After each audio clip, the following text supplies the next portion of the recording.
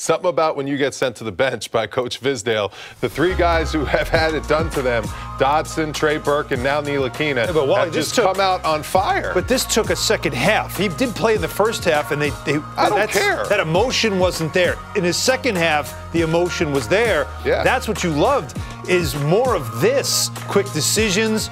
He was bouncing around, moving around. You talked about a quicker feet. Defense, his defense was even better in the second half, but the shooting with confidence and not thinking twice. No hesitation. Right. And that's what you got to do on the offensive end of the floor. Now, that's the foul out there. That's one of those, again, Guthrie's a vet. He's been in the league 14 years.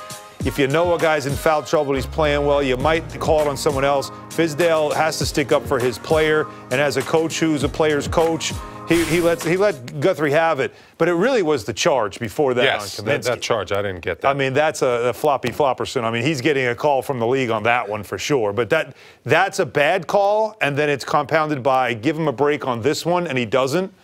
And then Frank's, good performance gets stopped short exactly. in 20 minutes. Listen, you can't foul out in 20 minutes. You got to figure out a way to keep yourself out on the floor, especially when you have your career-high game.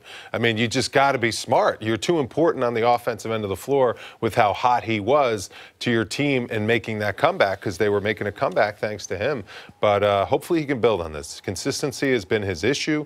He's shown flashes. He played a good half. Now you got to put it together and put strings of games together. Knicks were down 14 at halftime, and then you almost can't believe it when you see it. They start on a 16-2 run in the third quarter, so a ball game. And along the way, Kevin Knox looks a little different. And you know what? Now that you know he's talked to Bernard King, he's slashing a little bit. I'm glad you said that, because he's starting to take up some of that mentality that Bernard King, those of us who remember Bernard when he played, how he would just run the floor and run hard and finish at the rim with no hesitation. And, of course, the mid-range, the soft pull-up that Bernard King had, very similar. You like this, but well, he's not afraid to shoot. We joked about it, 25 FGAs he puts up, not a problem for him.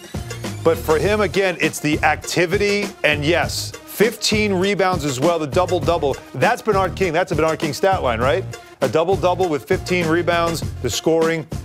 I just like the confidence that he's playing with now, and I don't know if it's all to do with the conversation he had with Bernard King, but it certainly helps to speak to a legend like that. Let me ask you a question. At any moment there, did you think Allen was hijacking the show? Never going to pause at that point. No, I was never going to pause. First of all, Bernard King, one of my favorite players ever. I mean, we need to lower the shot clock. First of all, I've been told by people the last couple of shows, you do not shut up, and I need to get a word in. So I thought today I had to be aggressive, maybe giving Frank Ntilikina a little bit of a lesson on what to do. When somebody's trying to take over, I like it. Jump in. I just like Kevin Knox, the way he's out there getting 41 minutes. He's taking up all your airtime, getting 41 minutes out there on the floor. And he got 25 and 15. That's impressive stuff, and you can tell Coach loves seeing the development.